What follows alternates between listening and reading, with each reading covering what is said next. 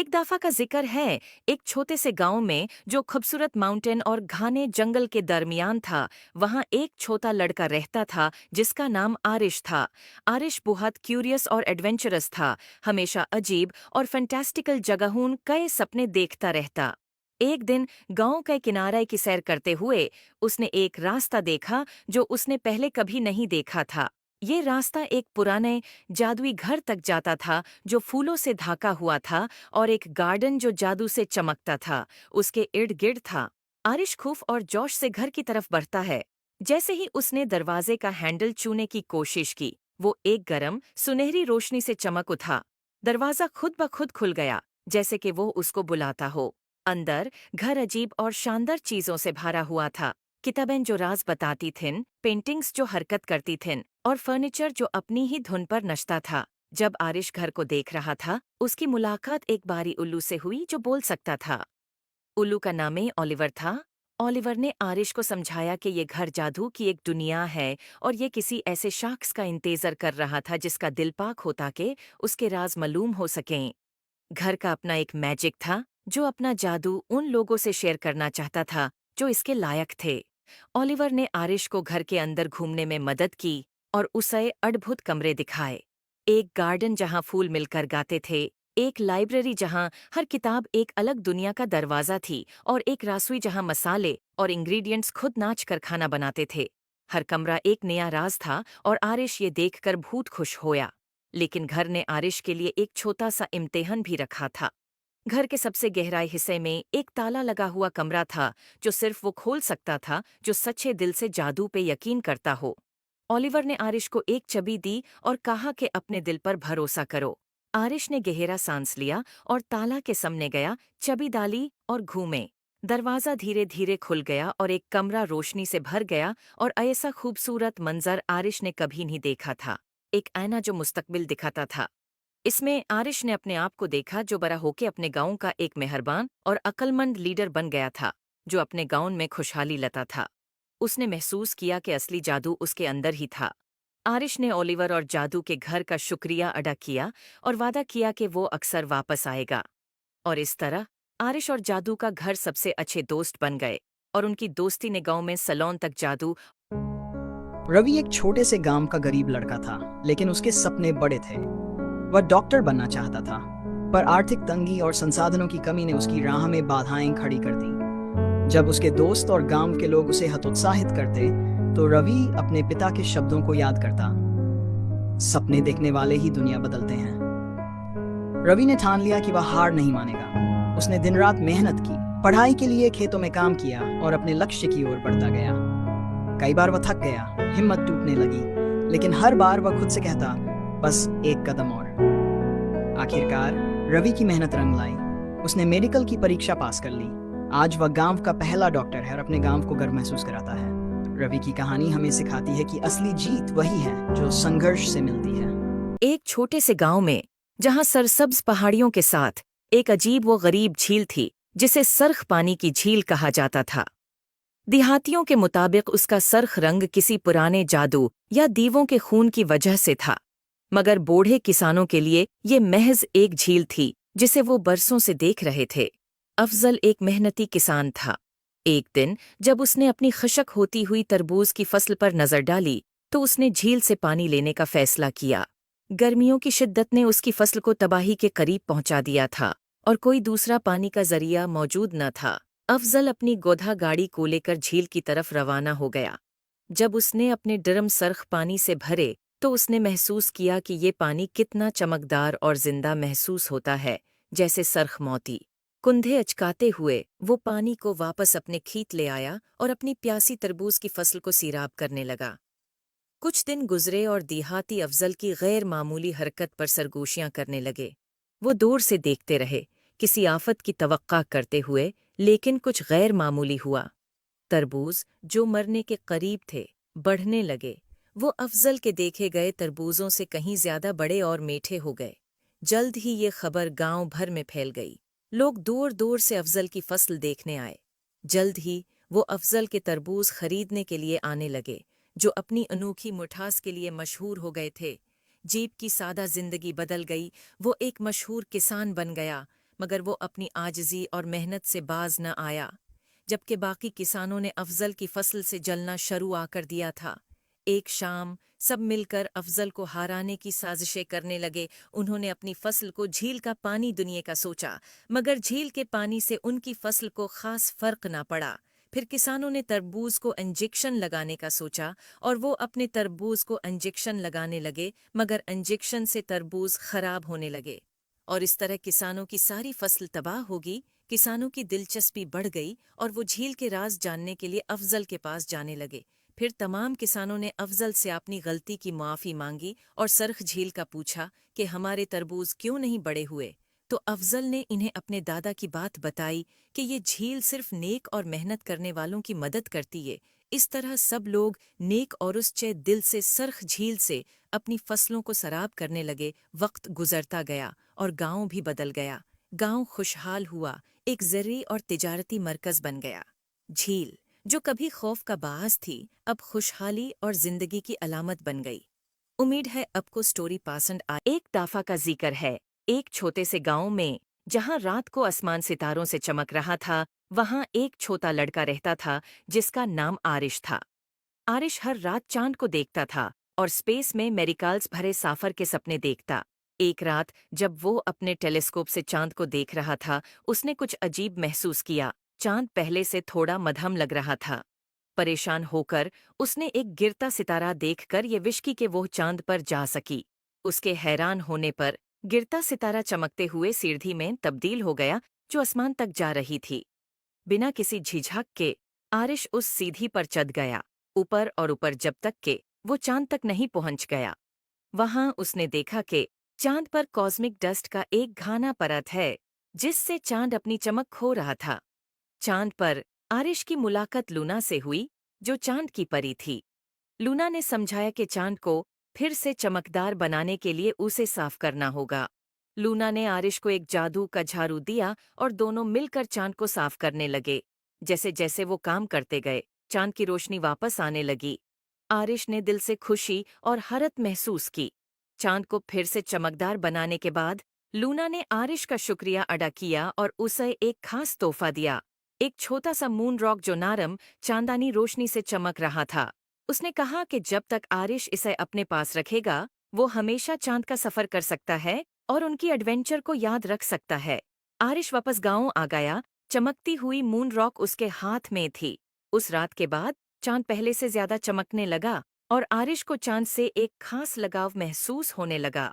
वो अपनी कहानी सबको सुनाता और दूसरे बच्चों को भी रात के आसमान को हैरत और तज्जुब से देखने का जाज़्बा देता।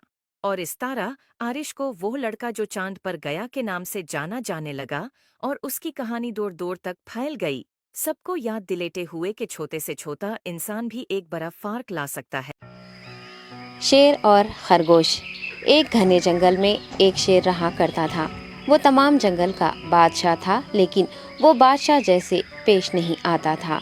हर दिन बेरहमी से जंगल के जानवरों को खा जाया करता था।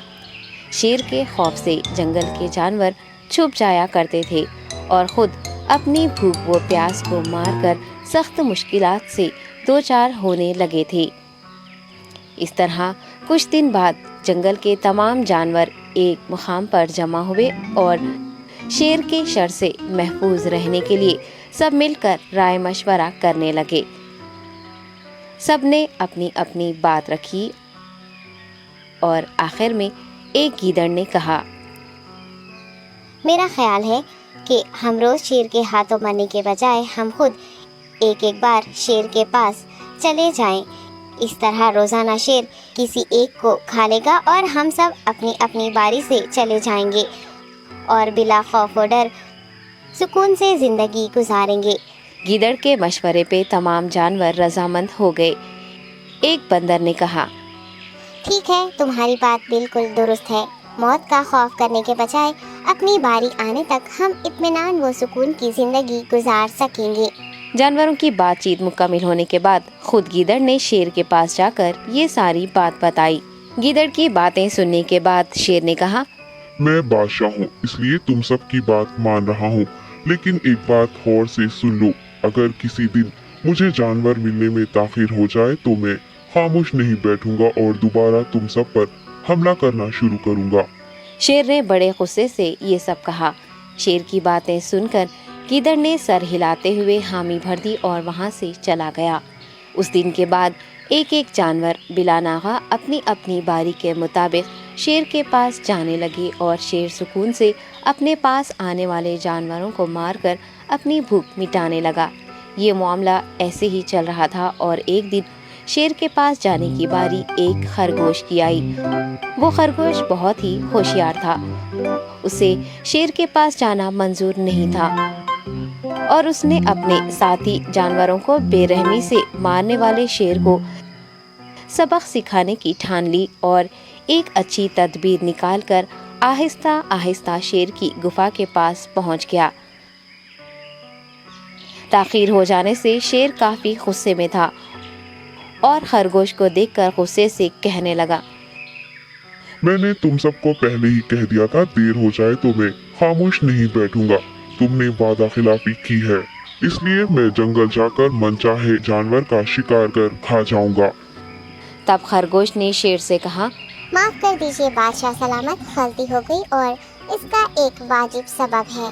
इत्मीनान रखिए, मैं बयान करता हूँ, आप सुनिए और उसके बाद आप आराम से मुझे मार कर खा लें। शेर ने फिर गुस्से से कहा। वो क्या बात है, जल्दी बताओ। खरगोश ने कहा, बादशाह सलामत, मैं आपके पास आ रहा था और रास्ते में मुझे एक शेर मिल गया और मुझे मारने के लिए आगे बढ़ने लगा।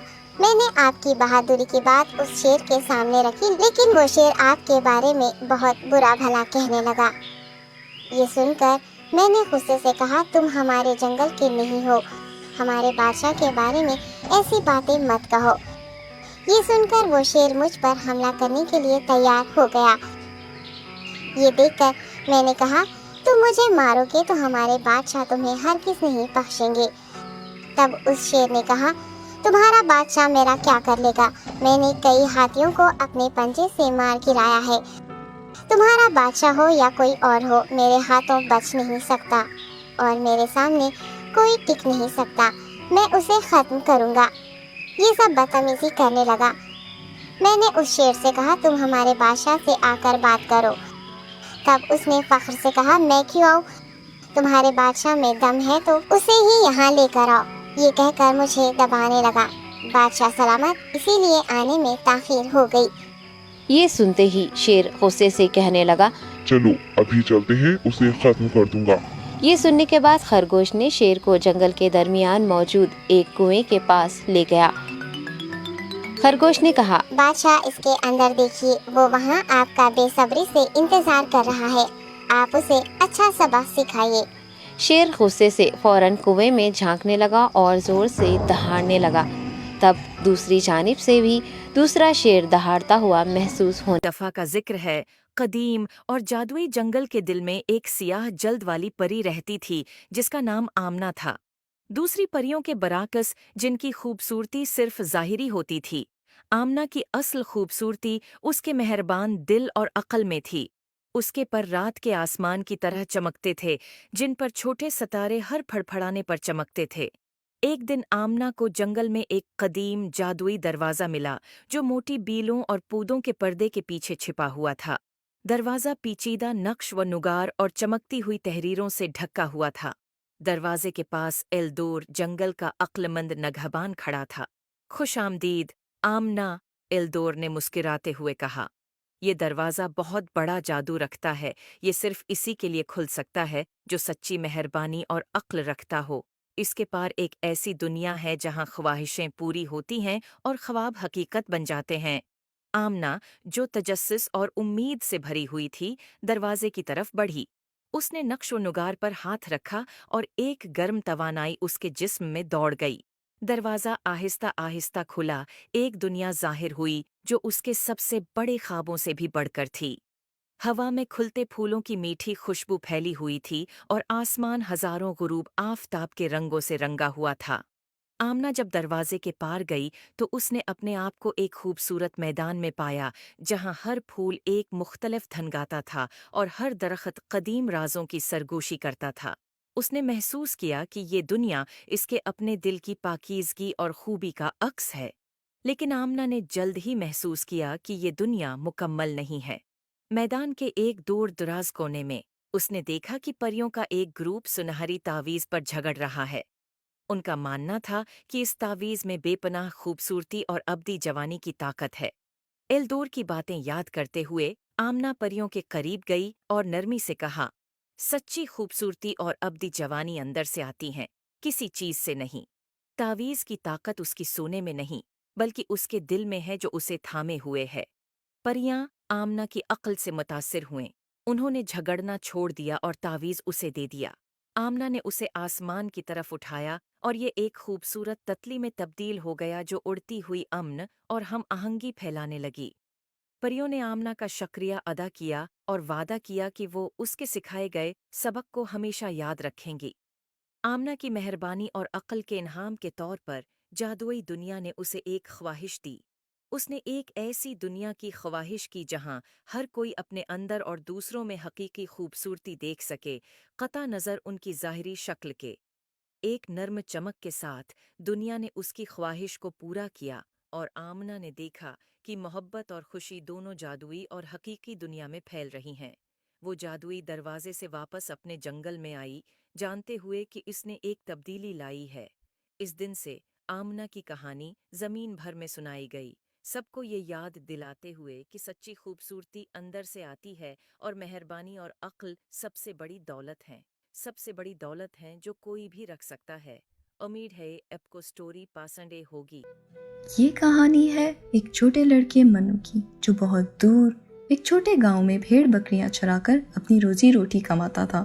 शरारती होने की वजह से मन्नू को आए दिन एक नई शरारत सूझती थी। रोक सको तो रोक लो, शरारत आई रे, शरारत आई रे, शरारत आई रे।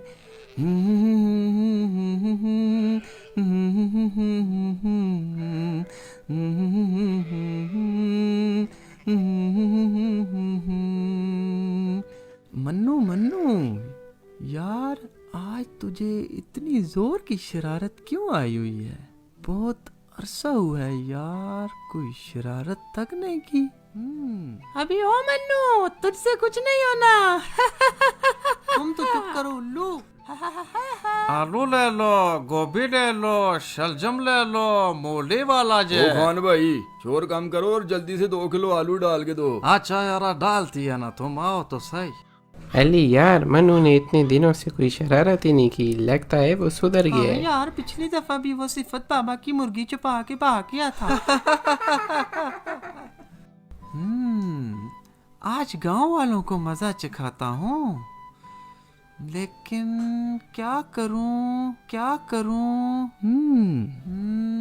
ओ हाँ, एक दिन अचानक ही उसके जहन में एक शरारत सूझी और लुत्फ उठाने के लिए वो जोर जोर से चिल्लाने लगा। बचाओ बचाओ, शेर आया, शेर आया, गांव वालों जल्दी करो, शेर आ गया,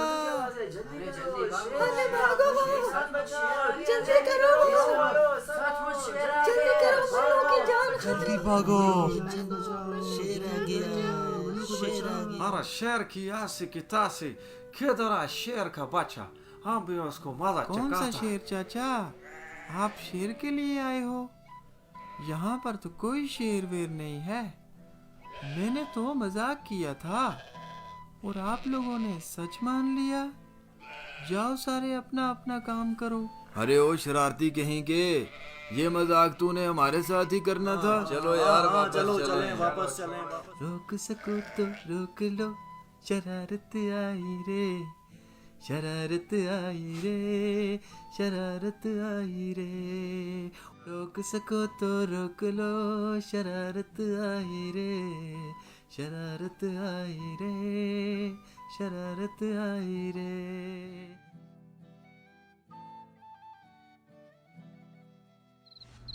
पूरा दिन गुजर गया और मन्नू घर वापस आ गया और अगले दिन वो फिर से भेड़ बकरियां चराने निकल गया। शरारत आई रे, शरारत आई रे, शरारत आई रे। आज फिर गांव वालों को उल्लू बनाता हूँ। बचाओ बचाओ गांव वालों, शेर आ गया, बचाओ। अरे कोई है, जल्दी से बाहर आ जाओ, भागो, शेर आ गया। अबे क्या हो गया ये शरारती लड़के को? आज फिर कौन सी शेर आ गई है यारा? किधर है शेर मनु? हमारे साथ एक बार फिर मजाक तो नहीं कर रहे? अरे तुम लोग फिर आ गए। मैं मजाक करता हूँ, तुम लोग भागे चले आते हो। तुम लोगों का कोई काम वाम नहीं? जाओ यार अपना काम करो। अरे मन्नू, ये क्या किया तुमने? सारे गांव को परेशान करके रख दिया है। हम अपने कीमती काम छोड़कर आए हैं यहाँ पर तुम्हारी मदद को, और तुम हमसे मजाक कर रहे हो। ये कैसा मजाक है? क्या करते हो तुम मन्नू? तुमने सब गांव वालों को परेशान कर रखा है। तुम्हें शर्म नहीं आती? कभी तुम्हारा शेर आ जाता है, कभी तुम्हारी बिल्ली आ जाती है। तुम्हारे रोज रोज नए मसले हैं, शर्म नहीं आती तुम्हें? हाँ, हम भागे चले आते हैं और तुम हमें ये सिला देते हो। हम फिर तुम्हें कभी बचाने नहीं आएंगे। हाँ ठीक है, कोई मुझे बचाने नहीं आना। शेर आ भी गया तो मेरा कुछ नहीं बिगाड़ सकता। मैं नहीं डरता किसी शेर वेर से। जाओ अपना काम करो। जाओ यार, चलो यार, चलो चलो। मजा आ गया। शरारत आई रे, शरारत। ये सब देखकर गांव वाले बहुत गुस्से में वापस चले गए। मन्नू ने इस शरारत को जैसे अपना रोज का मामूल बना लिया था।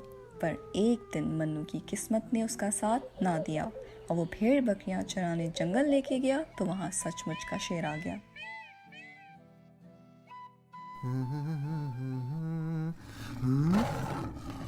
ये कैसी आवाज है? ये तो सचमुच शेर की आवाज है।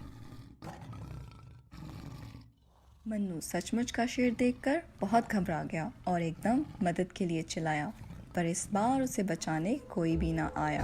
बचाओ, सचमुच का शेर आ गया। बचाओ गांव वालों, कोई है? अबे कोई आओ मेरी मदद के लिए। इस दौरान शेर ने एक एक करके सभी भेड़ बकरियों पर हमला कर दिया और सभी को खा गया और मन्नू देखता रह गया। सचमुच का शेर आ गया। बचाओ गांव वालों, कोई है? अबे कोई आओ मेरी मदद के लिए। मेरी सारी भेड़ें खा गया वो।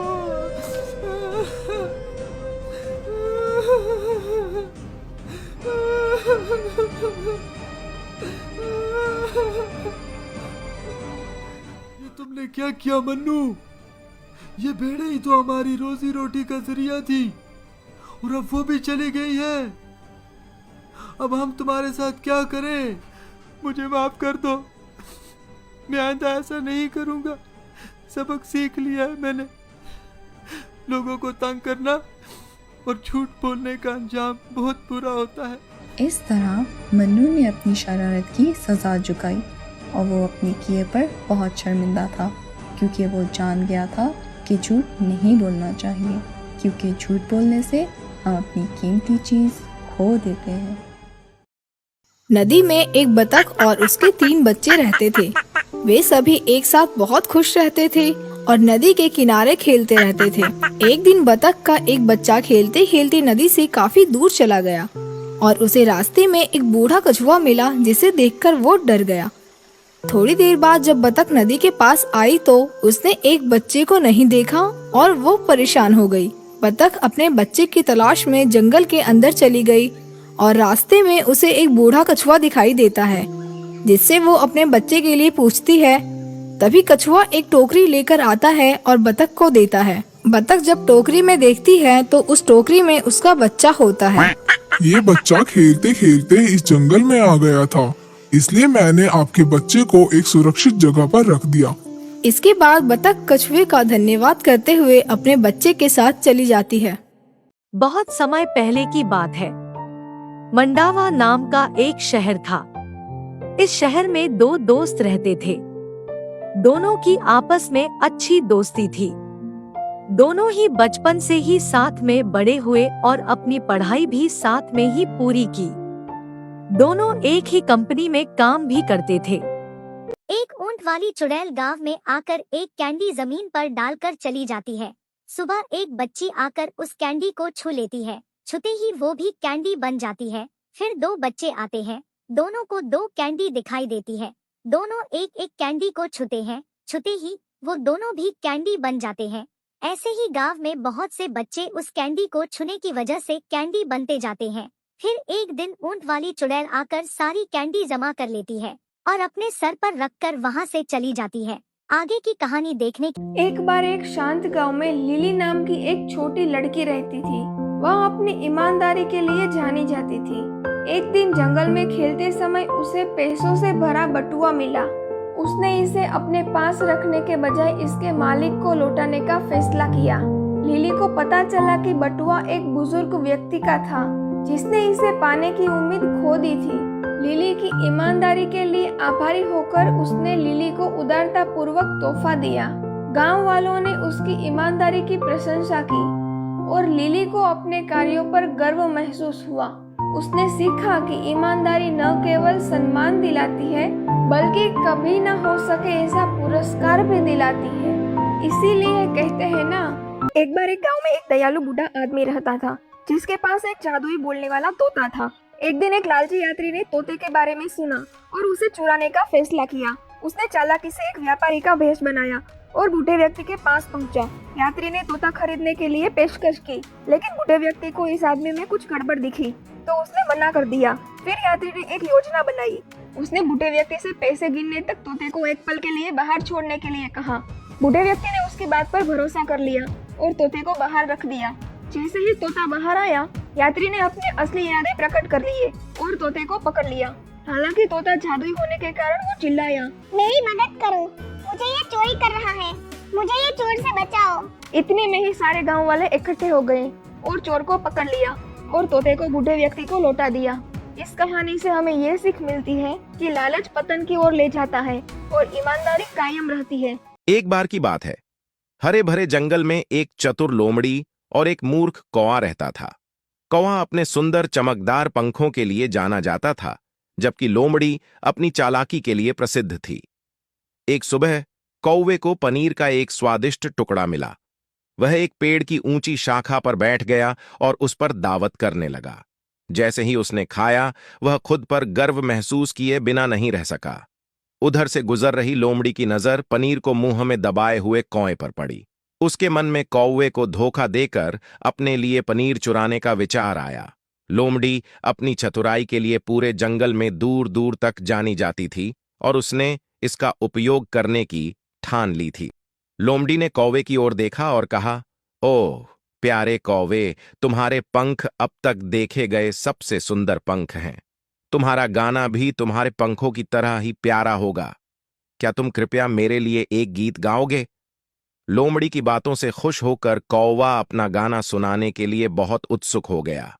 उसने तुरंत अपनी चोंच खोली और जोर जोर से चिल्लाया, कांव कांव। उसकी चोंच से तुरंत पनीर छूटकर जमीन पर गिर गया। धूर्त लोमड़ी ने तुरंत पनीर छीन लिया और कहा, धन्यवाद प्रिय कौवा, आपके सुंदर गीत और इस स्वादिष्ट पनीर के लिए। कौवा निराशा से देखता रहा और लोमड़ी उसकी बेशकीमती पनीर के टुकड़े को लेकर चली गई। उसे एहसास हुआ कि चालाक लोमड़ी पर भरोसा करके उसने कितनी मूर्खता की थी। चिड़िया और शैतान आदमी की कहानी। एक चिड़िया रोज अपना घोंसला बनाने के लिए तिनके इकट्ठा करती थी और वह शैतान आदमी रोज उस चिड़िया का घोंसला तोड़ देता था। ऐसा कई महीनों तक चलता रहा, परंतु चिड़िया ने घोंसला बनाना बंद नहीं किया। लेकिन उस शैतान आदमी ने आखिर तक हार कर चिड़िया का घोंसला तोड़ना बंद कर दिया और फिर कुछ ही दिनों में चिड़िया ने अपने घोंसले में अंडे दिए, जिनमें से प्यारे प्यारे चिड़िया के बच्चे बाहर आए। उन नन्हे नन्हे प्यारे बच्चों को देखकर वह आदमी भी बहुत खुश हुआ, उनकी देखभाल करने लगा, उनके लिए दाने डालने लगा। एक दिन उसने चिड़िया से पूछा कि मैं तो तुम्हारा घोंसला रोज तोड़ देता था, परंतु तुमने अपना काम करना बंद क्यों नहीं किया? तो चिड़िया ने कहा कि भैया, आप अपना काम कर रहे थे और मैं अपना।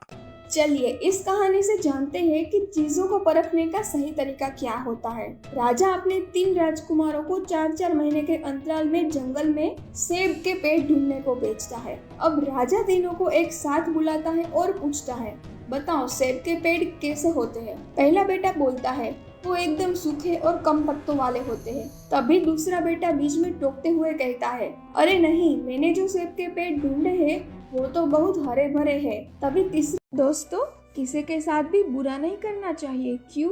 ये जानने के लिए ये कहानी सुनिए।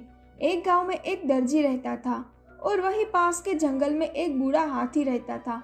एक दिन हाथी खाने की तलाश में गांव में आता है तो दर्जी हाथी की सूंड पर सुई चुभा देता है। ऐसा दर्जी हाथी के साथ कई बार करता है। फिर हाथी दर्जी को सबक सिखाने के लिए एक दिन गंदे तालाब के किनारे जाकर अपनी सूंड में बहुत सारा गंदा पानी भर कर आता है और वो अपनी सूंड से दर्जी की दुकान पर पानी फेंक देता है, जिससे दर्जी की दुकान के सभी साफ सुथरे कपड़े खराब हो जाते हैं। हाथी के ऐसा करने के बाद दर्जी समझ जाता है कि उसी की सुई चुभाने की गलती से ये सब हाथी ने किया है और दर्जी हाथी से माफी मांगता है। ये छोटी सी कहानी सिखाती है कि किसी को नुकसान देने से पहले 100 बार सोचे, क्योंकि बुराई हमेशा लौटकर वापस जरूर आती है। इस कहानी से आप जानेंगे कि कभी कभी खुद पर ओवर कॉन्फिडेंस होना भी कितना नुकसानदायक हो सकता है। तालाब में एक कछुआ और 2 हंस रहते थे। काफी समय से बारिश न होने के कारण तालाब सूखने लगा। हंसों को अब कछुए की फिक्र होने लगी, क्योंकि हंस तो उड़कर दूसरे तालाब जा सकते थे, लेकिन कछुआ नहीं जा सकता था। इस पर कछुए ने हंसों से एक लकड़ी लाने को कहा, जिसे बीच में से उसने मुंह में दबा लिया और दोनों सिरों को हंस ने पकड़ लिया। हंस कछुए को लेकर उड़ने लगे कि बीच रास्ते में कछुए को एक राय देने की सूझी। राय बताने के लिए कछुए ने अपना मुंह खोला तो लकड़ी उसके मुंह में से छूट गई और वो जमीन पे धड़ाम से गिर गया। तो कहने की बात यह है कि कई लोग दूसरों को सलाह देते तो है, लेकिन जब खुद की बारी आती है ना, तो वो सलाह खुद ही भूल जाते हैं। एक शख्स बगीचे में बैठा था। अचानक पेड़ से नीचे एक कोकून गिर गया। नन्ही तितली उससे बाहर आने की कोशिश कर रही थी। व्यक्ति घंटों बैठा उसे देखता रहा। उससे ये देखकर रहा नहीं गया। उसने तितली की मदद करने का फैसला किया। पास रखी छोटी सी कैंची से उसने कोकून के एक हिस्से को काट दिया ताकि तितली आसानी से बाहर आ सके। तितली तो बाहर आ गई, लेकिन अविकसित, बिना एक पंख के। अभी वो कभी उड़ नहीं सकती।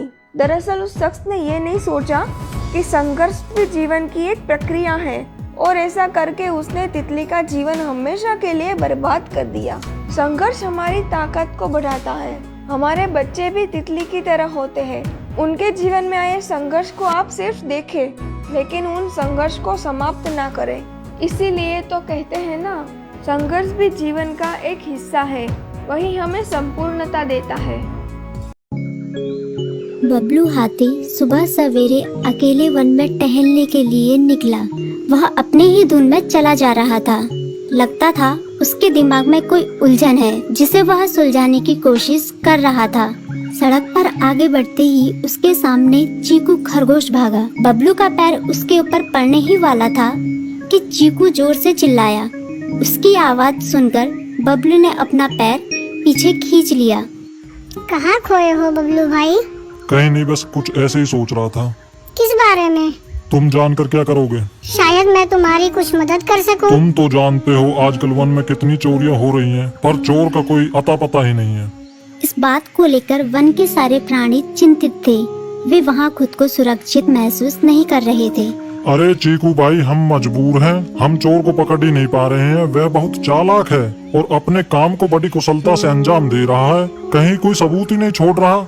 हमारे राजा इस बात को लेकर बहुत चिंतित हैं। यही कारण है कि हम सब इस बारे में सोच रहे हैं। अब तुम मेरी इसमें क्या मदद कर सकते हो? मैं कुछ सोचता हूँ, हो सकता है मुझे कोई उपाय सूझ जाए। प्रयास करने में कोई हर्ज तो नहीं है। तुम ठीक कहते हो चीकू, लेकिन वन के गुप्तचर भी अभी तक इसका कोई हल नहीं निकाल सके। इतना कहकर वे चुप हो गए। बबलू की बातों ने चीकू को सोचने के लिए मजबूर कर दिया। चीकू को उदास देखकर बबलू बोला, तुम अपना मन छोटा मत करो। मुझे अच्छा लगा कि तुमने मेरी परेशानी को समझा। कभी मैं भी इस वन के लिए गुप्तचर का काम करता था। एक बार मेरी टांग टूट जाने से मेरे अंदर फुर्ती नहीं रही, तब से मैंने यह काम छोड़ दिया। चीकू, तुम चाहो तो यह काम दोबारा कर सकते हो। वन के प्राणी ज्यादातर दिन में भोजन की तलाश करते हैं, वे रात को आराम करते हैं। तुम दिन रात दोनों में ही भोजन की तलाश में निकल सकते हो सकता है रात को तुम्हें कुछ ऐसी बातों का पता चल जाए जो हमारे काम की हो। हाँ बबलू, तुम ठीक कहते हो। मैं आज रात को वन में घूमकर इस बात का पता करने की कोशिश करता हूँ। थोड़ी देर बातें करके चीकू अपने बिल की ओर बढ़ गया और बबलू अपने रास्ते चला गया। चीकू के दिमाग में अभी तक बबलू की कही बातें घूम रही थी। उसे समझ नहीं आ रहा था वह बबलू की मदद कैसे करे। दिन भर वह उसी उधेड़-बुन में लगा रहा। शाम होते ही चीकू कुछ सोचने लगा और वह चुपचाप बिल से बाहर निकल आया। चीकू की पत्नी ने देखा तो बोली, इस समय कहाँ जा रहे हो? बाहर खतरा है। खतरा तो सुबह भी रहता है, लेकिन खतरों से डर कर हम भूखे तो नहीं मर सकते। मैं बाहर घूम कर आता हूँ। इतना कहकर चीकू रात को बिल से बाहर निकल आया। कुछ दूर जाकर उसकी नजर बंकू उल्लू पर पड़ी, जो कुछ ही दूरी पर था। वह पेड़ की डाल पर बैठा अपनी गर्दन चारों तरफ घुमा रहा था। वह तेजी से पेड़ की एक डाल से दूसरी डाल पर उड़ रहा था। बंकू की नजर उस पर नहीं पड़ी थी। कुछ सोचकर चीकू पेड़ के पीछे से बाहर निकलकर थोड़ी खुली जगह पर आ गया और वहां से बंकू उल्लू को देखने लगा। बंकू ने चीकू को अंधेरे में भी देख लिया, पर उसने उसमें कोई उत्सुकता नहीं दिखाई और अपनी गर्दन चारों ओर घुमाता रहा। चीकू बड़ी देर तक बंकू की हरकतों पर नजर रखे रहा। वह थोड़ी देर तक खुले मैदान में खड़ा रहा, पर बंकू ने उसे देखकर भी अनदेखा कर दिया। उसने महसूस किया कि बंकू के आसपास चमकू चमगादड़ भी मंडरा रहा था। कुछ देर वन में घूमने के बाद चीकू अपने बिल में लौट आया और सुबह होने का इंतजार करने लगा। अगली सुबह बबलू उसी रास्ते में जा रहा था। रास्ते में चीकू उसका इंतजार कर रहा था। आज बड़ी जल्दी आ गए बबलू। हाँ, आजकल मुझे चिंता की वजह से नींद नहीं आती। कोई नई खबर है क्या? यकीन से तो मैं नहीं कह सकता, पर मैं तुम्हें ऐसे प्राणी का नाम बता सकता हूँ जो शायद चोरों की मदद कर रहा है। कौन है वो? बंकू उल्लू। इतना कहकर चीकू ने रात की घटना उसे ज्यों की त्यों सुना दी। इसे सुनकर बबलू का माथा ठनका। बबलू की आंखें चौंधिया गई। तुम ठीक कह रहे हो। मुझे आज रात बंकू और चमकू पर नजर रखनी होगी। इतना कहकर वे दोनों अपने अपने रास्ते चले गए। बबलू रात को अपने साथियों के साथ बंकू पर नजर गड़ाए रहा। उसकी संदिग्ध गतिविधियों को देखकर बबलू ने उसे उसके साथियों चंकी और संकी लोमड़ के साथ पकड़ लिया। बबलू ने सख्ती से पूछताछ करनी शुरू कर दी। तुम इस समय बंकू चमकू के साथ क्या कर रहे हो? हम चारों दोस्त हैं, इसलिए साथ बैठकर बातें कर रहे हैं। चमगादड़ और उल्लू की दोस्ती तो समझ में आती है, पर लोमड़ के साथ दोस्ती कैसे हो सकती है? सख्ती से पूछने पर दोनों ने अपना जुर्म कबूल कर लिया और सभी चोरियों के बारे में बताया जो उन्होंने कुछ दिन पहले वन में की थी। बबलू ने उनके चोरी का सारा सामान भी बरामद कर लिया। बंकू और चमकू को अभी तक समझ में नहीं आ रहा था कि वो इतनी आसानी से कैसे पकड़ में आ गई।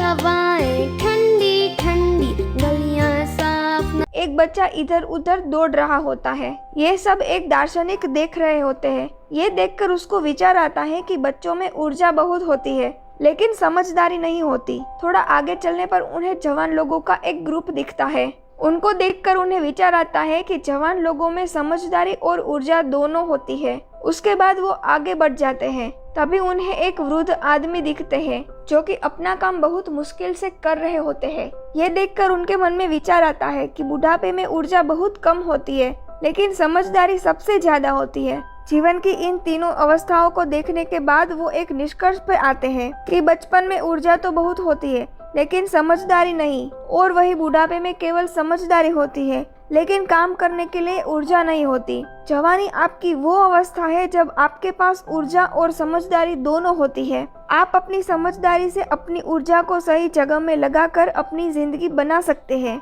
एक बार की बात है, दो दोस्त थे और दोनों ही गरीब थे, लेकिन दोनों के सपने बड़े थे। उनमें से एक दोस्त बहुत ही बुद्धिमान था, लेकिन वो हमेशा अपनी परिस्थितियों को दोष देता, और दूसरी तरफ वो दोस्त जो ज्यादा बुद्धिमान नहीं था, लेकिन अपनी परिस्थितियों का रोना नहीं रोता। उसके पास जो भी चीजें थी वो उसका अधिक से अधिक फायदा उठाता। उसने कभी ये नहीं कहा कि मेरे पास ये होता तो मैं ये कर लेता, बल्कि वो अपने आप को भाग्यशाली मानता कि उसके पास सारी सुविधाएं नहीं है। और आगे चलकर वो दूसरा दोस्त जो अपनी परिस्थितियों को दोष नहीं देता था, वो बहुत अमीर बना। उसने अपने दोस्त को भी ऊपर उठाने की कोशिश की, लेकिन उसे अब ये समझ आ चुका था, इसलिए उसने खुद से आगे बढ़ने की सोची। इट मीन्स जो व्यक्ति अपनी परिस्थितियों को दोष देता है वो देता ही रह जाएगा, और ऐसा व्यक्ति जिसके पास जो भी है वो उसे काफी मानकर काम करता है, वो इतिहास रच जाता है।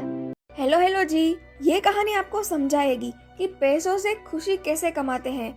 एक बड़े सेठ का मन हमेशा अशांत रहता था। इतना धन होने के बाद भी वो खुश नहीं था। एक दिन रास्ते में उसे एक किसान मिला। सेठ ने किसान से पूछा, मैं तुम्हें रोज देखता हूँ, तुम हमेशा खुश रहते हो, कितना कमा लेते हो तुम? किसान ने कहा, 4 आने, और खुश रहने के लिए मैं 1 आना कुएं में डाल देता हूँ, 1 से कर चुका देता हूँ, 1 उधार दे देता हूँ और 1 मिट्टी में गाड़ देता हूँ। सेठ को कुछ भी समझ में नहीं आया। उसने कहा, थोड़ा विस्तार में बताओ। किसान मुस्कुराया और कहा, 1 आना मैं कुएं में डाल देता हूँ, यानी परिवार का भरण पोषण करता हूँ। 1 से माँ बाप की सेवा करके कर्ज चुका देता हूँ। 1 उधार देता हूँ, यानी बच्चों की शिक्षा में लगाता हूँ, और आखिर 1 इन्वेस्ट करता हूँ। कहने का मतलब ये है कि खुशी इस बात पर निर्भर नहीं करती कि आप कितना कमाते हो, इस पर निर्भर करती है कि आप उन पैसों का उपयोग कैसे करते हो।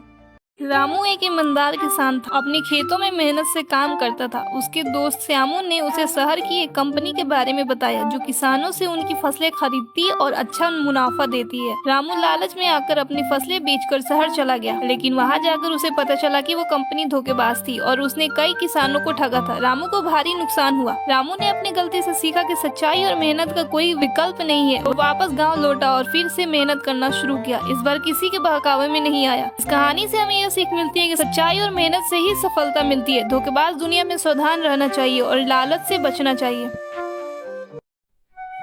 शेरू डॉक्टर और पुलिसदार बुरा आदमी। शेरू जो बड़े अस्पताल में डॉक्टर था, हमेशा रात के शिफ्ट में काम करता था। इसका काम मुर्दा लाशों पर हेड टैग लगाना था ताकि इन्हें सर्द खाने में भेजा जा सके। वो अपने काम में माहिर था और कभी किसी बात से खौफजदा नहीं होता था। एक रात जब शेरू आखिरी लाश पर हेड टैग लगा रहा था, वो थका हुआ अपने कमरे की तरफ जा रहा था। रास्ते में वो अस्पताल की पुरानी शिफ्ट में दाखिल हुआ। लिफ्ट में एक बुरा आदमी पहले से मौजूद था जो खामोशी से खड़ा था। बूढ़े की आंखें बहुत अजीब और गहरी थी, जैसे वो शेरू को घूर रही हो। लिफ्ट में खामोशी छाई रही। जैसे ही लिफ्ट नीचे जाने लगी, बूढ़े आदमी ने शेर से कहा, तुम्हें मालूम है ना, तुमने गलती से किसी जिंदा शख्स को रेड टैग लगा दिया है। शेर चौंक गया, दिल की धड़कन तेज हो गई। वो बूढ़े की तरफ देखकर बोला, यह नामुमकिन है, मैंने सबको चेक किया था। लिफ्ट के दरवाजे खुले और बूढ़ा आदमी गायब हो चुका था। शेर के हाथों में रेड टैग लरस रहा था। आपको इस स्टोरी कैसी लगी कमेंट बॉक्स में जरूर बताइएगा और हमारे चैनल को सब्सक्राइब जरूर कर दे। इस कहानी को सुनकर हम एक गलती तो सुधार ही लेंगे। एक बड़ा ही दानी बिजनेसमैन था। उसने जगह जगह मंदिर बनवाए, धर्मशालाएं बनवाई, लेकिन कभी उन मंदिरों में नहीं गया। हमेशा बिजी रहता और हर समय भगवान से यही कहता कि मुझे और धन दो जिससे मैं आपका मंदिर बनवा सकूं। एक दिन उसे बिजनेस में बहुत बड़ा लॉस हुआ। परेशान होकर बिजनेसमैन अब मंदिर पहुंचा। उसने देखा उसके आगे एक भिखारी खड़ा था जो भगवान से विनती कर रहा था कि उसे कुछ पैसे दिलवा दे जिससे वो अपनी पत्नी का इलाज करवा सके। बिजनेसमैन ने उसे 5000 रुपये देते हुए कहा, बिजनेसमैन को कहा, इस भिखारी की इच्छा तो तुमने पूरी कर दी, लेकिन अब तुम्हारी इच्छा के लिए मुझे तुमसे भी बड़ा भिखारी ढूंढ। पार्क में टहलते समय एमिली को एक बटुआ मिला। जिज्ञासावश उसने उसे खोला तो अंदर काफी मात्रा में पैसे मिले। एमिली ने इसे वापस लौटाने का फैसला किया। कुछ दिनों बाद सारा नाम की एक महिला अपने बटुए को खोजते हुए पार्क में आई। उसने बताया कि कैसे वह अपनी बेटी के जन्मदिन के लिए पैसे बचा रही थी और जब वो बटुआ गायब हो गया तो उसका दिल टूट गया था। सारा ने एमिली को एक हार्दिक धन्यवाद और एक छोटा सा उपहार देकर पुरस्कृत किया। एमिली ने सीखा कि ईमानदारी और दयालुता न केवल आपको अच्छा महसूस कराती है बल्कि एक अच्छा पुरस्कार भी दिला सकती है। इट मीन्स सही काम करना, तब भी जब कोई आपको देख नहीं रहा हो।